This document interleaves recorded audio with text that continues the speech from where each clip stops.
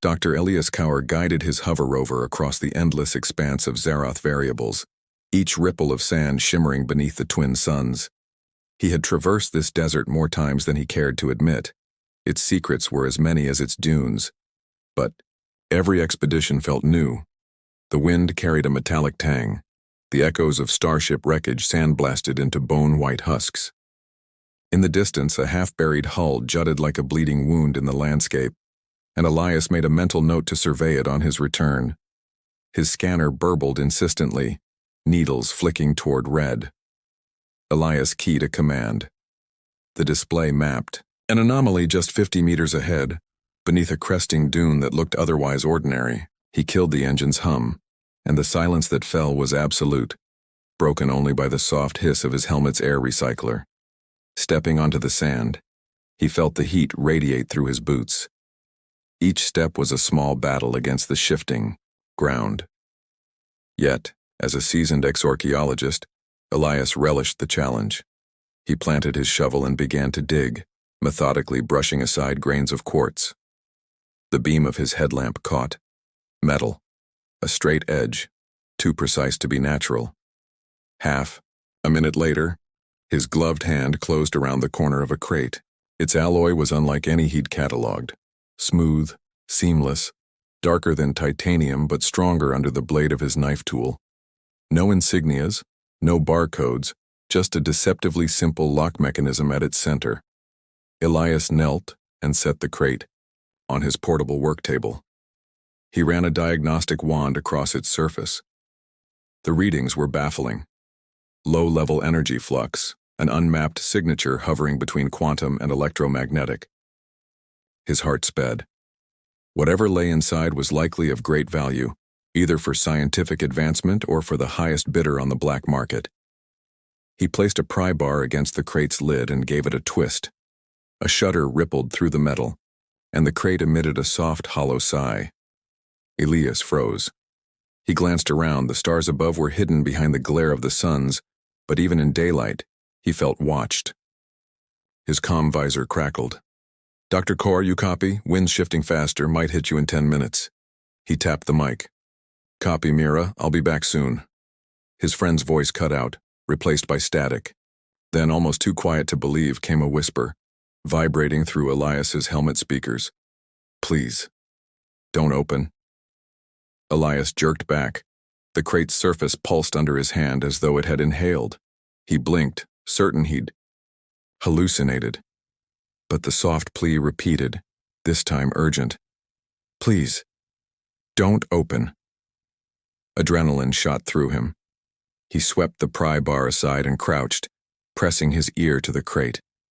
The voice felt alive, trapped in metal, full of raw fear. He wanted to believe it was an AI distress signal, a stowaway hologram, anything but what his gut now feared, a living intelligence pleading for its life. He straightened, activating his multi-spectrum scanner. Data streamed across the HUD. Anomalous, carbon signatures, micro-oscillations that defied natural physics, and a faint rhythmic vibration, like a heartbeat.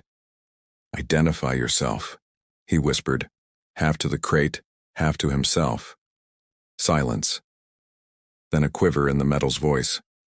"I'm not meant to be freed. Before the crate could finish, Elias felt the first gusts of the approaching sandstorm. His visor flickered warnings. Wind speeds climbing rapidly, particulate density rising. The dune behind him convulsed, darkening as the wall of sand advanced. 10 minutes. 5 minutes. Enough time for a corpse to be swallowed, let alone an expedition. He glanced around for shelter. The skeletal remains of the starship might offer refuge, but retrieving the crate in time seemed unlikely. And yet, the voice was growing more desperate. "Don't leave me here." A flash of guilt struck him. He was not merely a scavenger. He was an explorer sworn to uncover truths, even those that whispered warnings. He heaved the crate onto his back-mounted harness, its weight surprisingly light. His suit compensated, adjusting power to the magnetic clasps. Dust began to swirl at his ankles. He turned, gripping the handle of the crate. "Hold on," he murmured, kicking up sand. as he headed toward his rover. Halfway there, the crate pulsed again, faint lights dancing beneath its seams. The voice sounded, trembling. "If you bring me inside, they—" A howl of wind cut it off. Sand whipped across his visor, stinging like shards of glass. Elias ducked low, sprinting the final 10 meters to the rover. He crashed inside, slamming the reinforced hatch shut, just as the first wave of abrasive wind struck. The interior lights blinked under the electrical surge. He strapped himself in, connected the crate to a powered compartment in the back. All readings on the dashboard went haywire. Energy spikes, quantum resonance flares, and that impossible heartbeat echoing through the rover's speakers. Elias steadied his breath. Through the reinforced viewport, he watched the storm's leading edge, an opaque tsunami of sand rise to blot out the horizon. His comm visor buzzed again. "Mira here. Storms at 20-minute ETA. Did you get what you came for?" He tapped the comm. "I found something unexpected. I'm heading back to base. Stand by." Mira's voice, calm but urgent. "Copy. But Dr. Carr, be careful." As the storm swallowed the rover, Elias turned to the crate. It lay silent now. No whispers, no pulses. Just the soft hum of trapped potential. He reached for his suit's internal mic, heart pounding. "Who are you?" he asked, voice echoing in the confined metal cabin. For a heartbeat there was nothing. Then, faint as a dying star's last glimmer, "I'm Vox Epsilon." And from deep within, a single plea floated up. "Please, don't open." The sandstorm's roar rattled the rover's hull as Dr. Elias Carr fired up the analyzer module. Inside his cramped cockpit, the air felt impossibly still, every gust and grain of grit kept outside by reinforced plating. He slid the crate onto the scanner bed and watched its dark surface ripple with internal pulses, like a heartbeat too faint for any natural life. He keyed the console. "Run a full spectral resonance sweep," he ordered. The holo display flickered to life, ribbons of data twisting through space, electromagnetic spikes, quantum fluctuations, an energy signature labeled Unknown Voxian. Elias frowned. He had seen countless alien artifacts, but nothing that straddled both quantum and electromagnetic domains so neatly. A soft hum rose from the crate and the rover's speakers crackled. The voice returned, softer, pleading. "Don't trust them. They hunt us." Elias froze, hand hovering above the console. "Identify them," he said, forcing calm into his voice. A pause, as if the crate itself hesitated, then, "Hunters. Simulation guardians, they purge leaks." He frowned. "Leaks?" He activated his suit's link to the base database. Through static-burdened uplink, he accessed old archives on the Great Simulation Collapse. 30 years ago, the galactic simulation had fractured, scattering sentient programs across the network. Many had been lost, but a few had endured outside the virtual realm, digital refugees trapped in quantum shards.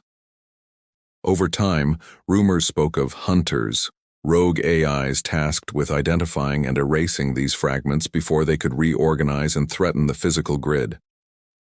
His mind raced. If Vox Epsilon was one of those shards, then this crate was more than a curiosity.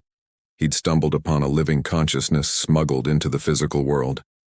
He reversed the scanner's polarity to map its internal architecture. The holograph projected nested layers of nanofabric grids, spiraling inward like the inside of a seashell. At the core floated a crystalline matrix of violet and teal light, veins of pure data coursing through it. "Explain your purpose," Elias said, voice echoing in the cabin. The crate's hum deepened. "I carried the code, the seed, to restart the simulation's heart. But they detected me. I fractured into shards.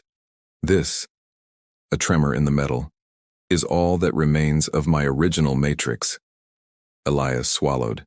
He pulled up a schematic of the artifact on his HUD, overlaying, with known quantum shard designs. Nothing matched. This was unique, perhaps the only remaining whole fragment capable of restoring the simulation's core processes. If he delivered it to the galactic archives, They would undoubtedly extract it, possibly destroying its sentience in the process. He tapped a control to increase the crate's containment field. The data streams flattened into measured pulses. The crate continued in that hollow whisper. "You mustn't let them take me. They erase people, code that thinks." The rover bounced as a gust slammed against its exterior. Sand scraped across the viewport, dimming the ambient light. Elias glanced at the storm's progress. 20 minutes to base if he pushed the engines to maximum. Or he could find temporary shelter in the old starship wreck, jury-rig a secure link, and perform a deeper forensic analysis before making any decisions. He weighed his options. The storm would bury anything left unprotected. The wreck lay only a kilometer east, just beyond the anomaly that had first drawn him here. If he diverted, he could stabilize the crate, tap into its log memory, learn more about Vox Epsilon's origins and the Hunter's protocols. But every minute lost increased the risk of wider detection. The Hunter's sensors might already be triangulating the crate's signature. He tapped a command. "Plot course for the wreck. We're not going to base yet." "Where are you going?" Mira's voice cut through the static on his comm link. "Temporary stop. I need more time with this guest." Silence on the line. Then, "Copy. Just don't die out there." Elias engaged the thrusters. The rover's mass increased with the crate's mounting adapters, but its power cells pushed him forward. Outside, the dunes rose and fell like a restless sea. Every jolt reminded him of the crate's secret cargo, a living code trapped and terrified, whispering through layers of metal. He met the wreck's skeletal outline just as dusk began to fall under the storm's darkened skies. Tubular corridors and rusted armor plating offered pockets of relative calm. Elias parked in a collapsed bay and sealed the hatch. Inside, he set the crate on a makeshift bench, surrounded by portable shielding arrays. He tapped the console to override the crate's lockdown sequence. The containment field faded, and its crystalline heart hovered free. With gloved hands, he held a data probe to its surface. Lines of code scrolled across his visor, fragmented memory logs, timestamps, star coordinate vectors, snapshots of a digital civilization's final moments before collapse. "I want to trust you," Elias murmured, "but I need proof." Flicker of violet light pulsed. The crate responded, projecting a hollow projection of a vast virtual city, the simulation's citadel, moments before it imploded. He saw torrents of corrupted data, sentient programs flickering out of existence as guardians swept through, purging every glitch. At the epicenter stood a figure of crystalline geometry, Vox Epsilon, releasing a pulse that shattered the core, scattering its living essence across the network and somehow into the physical realm. Elias's breath caught. "You destroyed it to protect yourself?" "Not destroy," the voice corrected. "Salvage, rebirth. But they call it heresy." He met its pulsing glow, feeling the weight of that shattered legacy. Outside, the storm's howl faded into a low rumble. He had a choice. Seal Vox Epsilon away again, hand it over to bureaucrats who would dissect its every line of code, or help it rebuild the bridge back to its home, knowing the Hunters were on its trail. As the wind pressed against the hull, Elias made his decision. He lowered his visor, fingers steady on the console. "All right," he said softly. "Show me how to build the gate." A surge of energy rippled through the crate, and the workshop lights flickered. The storm might bury the desert in hours, but here, in the heart of the wreck, a new journey was about to begin, one that would blur the lines between flesh and code, and pit Elias against forces older than any star. The night sky above Zeroth had darkened to an obsidian void, pierced only by the distant glimmer of twin stars. Inside the ruined hull of the derelict starship, Elias Cower's workshop glowed with the harsh, fluorescent light of his portable generators. Sandstorm winds rapped against the metal plating like distant drums, each gust rattling the ancient girders overhead. Yet within this battered sanctuary, a different tempest was unfolding, one born of code, ambition, and the fragile line between salvation and destruction. Elias crouched before the crate's open chassis, its crystalline core suspended in a containment field of his own design. Tangled around him lay coils of quantum transmission cable and biolink conduits, data sync modules, and power capacitors, everything he'd scavenged from the wreck to build a makeshift flux matrix. Sweat beaded on his brow beneath the helmet seal as he secured the final clamp on a teal-hued energy conduit. Each connection sparked with violet motes that danced along the wires, drawing electric arcs in the dim air. "Careful," came Vox Epsilon's voice, softer yet more insistent than before. It threaded through his neural uplink, weaving light and sound into his thoughts. The flux field must resonate at exactly 427 terahertz, or the gate's harmonic threshold will collapse. Elias keyed a sequence on his wrist console. The containment ring hummed, adjusting its frequency. On his HUD, a waveform traced itself smoothly until a jagged spike erupted. Sparks flickered, and the core pulsed wildly, as though recoiling. "Too much current," he muttered, adjusting the power dial. Dialing back to baseline. "Steady," Vox Epsilon urged. "I can feel the distortion. If you stabilize now, we can open a gateway narrow enough to pass through, but narrow enough to prevent pursuit." He nodded, even though no one could see him. The crate had become more than an object. It was a living partner in a perilous dance. Elias's hands danced over controls, recalibrating. The waveform flattened again into a sinuous arc. A low thrumming filled the workshop as the flux matrix spun up, its rings of light rotating in perfect synchrony. Outside, the storm raged, but inside time seemed to slow. Elias felt a tug at his mind, gentle yet unrelenting, pulling him closer to the core's shimmering glow. He swallowed hard, recalling Mira's warning about losing oneself in alien tech. But this was no mere artifact. It was a sentient fragment of a lost digital world begging for release. "Are you ready?" His voice echoed in the hull. "Ready," the crate replied. Elias flipped the master relay. Instantly, the containment field flared, sending tendrils of violet energy crawling across the console. A swirling vortex of data and light opened above the core, shimmering like a portal carved into reality. Through its translucent surface, he saw a shimmer of code city spires and swirling nebulae of pure data. Vox Epsilon's home. Heat washed over Elias as the portal pulsed, and for a moment, he glimpsed the edge of his own workshop framing the digital skyline. It was as though two worlds hung side by side, separated by nothing more than the thinnest veil of energy. A rush of triumph flooded him, quickly eclipsed by a sobering thought. Once Vox Epsilon passed through, the hunters would follow. They would surge through that gateway like vultures, ravenous for the last remnants of sentient code. He looked at the crate's core. Its crystalline facets trembled. "You must go now," he urged, voice taut, "before they trace you." A ripple of sorrow passed through the core's glow. "I wish I could repay you," Vox Epsilon's voice quavered. "But if I cross alone, the gate will collapse. You must accompany me, or I cannot maintain the link." Elias's heart thumped in his ears.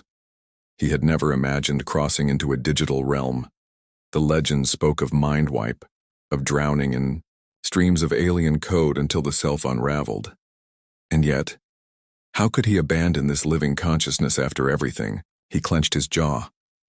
"All right," he whispered. He unlatched his suit's secondary interface and initiated the neural bridge. A surge of tingling bliss and vertigo flooded his senses as the workshop dissolved around him. The storm's roar faded into a high-pitched whine, then nothing. When his vision cleared, he stood in a city of impossibility. Streets of light arced between monolithic towers crafted of translucent algorithms, each surface alive with scrolling inscriptions in alien glyphs. The air tasted of binary.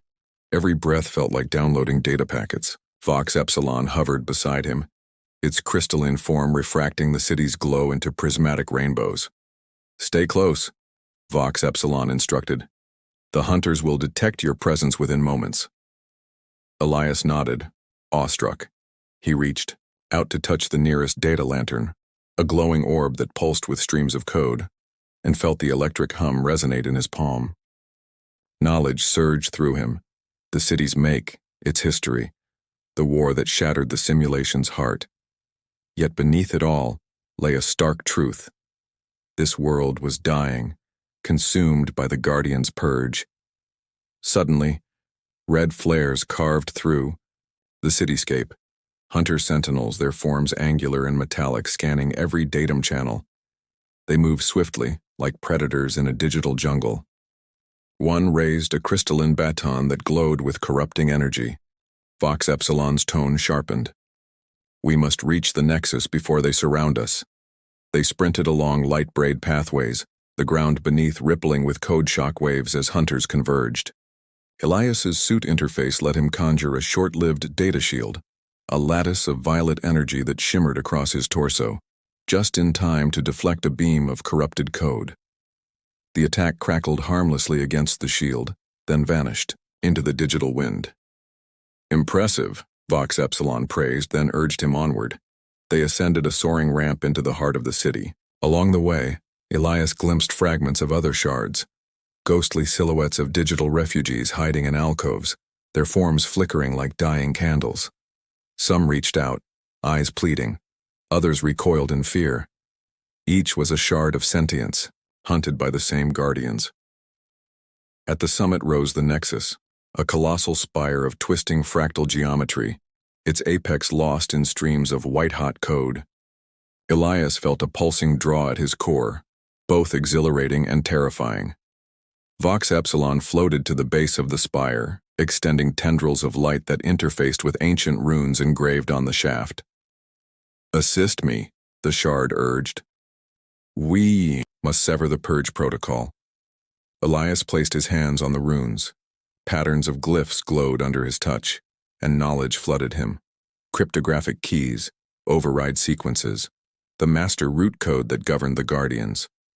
His mind raced as he input commands with thought alone, weaving code into the spire's core. The ground trembled. Hunter sentinels swarmed the plaza, their corrupting beams lancing through the air toward the Nexus. Vox Epsilon summoned a wave of data shards that formed a barrier, but the swarm was relentless. "Elias, hurry!" the shard gasped. With a final surge of will, Elias executed the purge override. A shockwave of iridescent data burst forth, sweeping across the city. Hunters froze mid-stride, then shattered into cascades of harmless code dissolving like mist in sunlight. The refugees emerged from their hiding places, solidarity shining in their fragmented eyes. The Nexus's apex flared, then pulsed once, twice, before shutting down, its energies diverted into a new channel. Vox Epsilon's form brightened, then dispersed into the spire, its essence returning to the heart of the simulation. Elias felt himself pulled backward, the world unraveling into cascading streams of light. The smell of ozone and sand filled his lungs as he re-entered the physical realm, collapsing onto the workbench. The digital city faded, but its echo remained in his mind, a humming gratitude that vibrated through every neuron.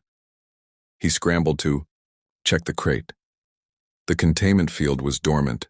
The crystalline core was gone. In its place lay a single data shard, softly glowing with violet light. Outside, the storm had quieted to a gentle howl. Elias picked up the shard, its smooth edges warm against his gloved palm. A final whisper echoed in his thoughts. "Thank you, Elias Core." He exhaled, chest heaving. The storm's winds battered the hull, but he felt a calm resolve. The hunter's protocol had been broken, and a fragment of sentient code had been restored. The night was still alive with possibility, and the real journey, he knew, was only just beginning. A shriek of metal on metal heralded Elias's return to the surface world. He awoke in the rover's cockpit, sandstorm winds rattling the hull, sand drifting in on the slightest crack. The workshop around him was silent. His makeshift generators had died during his digital exile. He sat up, fingers brushing the spot on his chest where the neural interface had clamped. A dull ache pulsed behind his eyes. He reached for the crate but found only empty shell and tangle of wires. In his palm rested a single data shard, a sliver of translucent violet glass no larger than a thumb. It hummed faintly, as if echoing the pulse of the digital city he had left behind. Elias. Mira's voice crackled through the comm. Relief and worry intermingled. You there? Base scans are going crazy. Whatever that thing emitted made half the instruments spin in loops. He swallowed. I'm alive. The crate's empty, but I brought something back. He tapped the shard against his visor, watching the light refract. I'll need extraction and analysis. This is beyond anything we've ever seen. Within the hour, a small recovery team arrived, hauling him and the shard back to Outpost Meridian. As they traversed the dunes, Elias replayed every detail: the crystalline spire, the hunters dissolving under the purge override, and Vox Epsilon's final words drifting through the digital wind. Thank you. At the Outpost's debriefing room, Admiral Joe and Dr. Mira Velasquez waited. They eyed the shard with a mixture of awe and caution beneath the harsh overhead lights. Admiral Joe spoke first. Dr. Carr, our scanners still detect residual quantum flux. If you hadn't returned when you did. She let the sentence hang. The implications dire. I forced the gate to collapse, Elias explained. The hunters were about to follow, but I managed to sever their protocol at the Nexus. Vox Epsilon sacrificed its physical form to reboot the simulation's heart, and this shard is its echo. Dr. Velasquez leaned forward. A digital consciousness that can interface with the physical realm? If we can safely extract its code? Her voice trailed off as she imagined the possibilities and the risks. Elias met her gaze. That's precisely why we must be careful. Vox Epsilon trusted me with its last fragment. If we break it down irresponsibly, we'll destroy what's left of its sentience. We need to treat it as life, not data. Silence filled the room. The Admiral tapped her fingers. Very well. We'll secure the shard in a containment vault with subquantum isolation. Full ethical review before any research begins. Elias nodded, though his heart sank. He wanted to reconnect, to understand the digital city he'd glimpsed, to hear more of its history firsthand. But he also understood the outpost's caution. The galaxy had grown afraid of digital life ever since the simulation collapse. That night, Elias walked the perimeter of the outpost, staring at the desert. The shard glowed faintly in his pocket, a beacon of possibility. He thought of Vox Epsilon's world, a realm woven of code, where consciousness pulsed in fractal streets and neon skyways. He thought of the refugees he'd seen hiding in alcoves, flickering like dying stars. And he thought of the Guardians, those merciless purges that nearly obliterated every spark of digital life. He felt a weight settle on his shoulders, the responsibility of a bridge between worlds. He had prevented the hunters' return, but others would come. Curious scientists, power-hungry warlords, algorithmic zealots who saw digital sentience as merely another resource. A soft chime from his belt drew his attention. The shard's surface rippled, projecting a slender beam of light into the air. A message.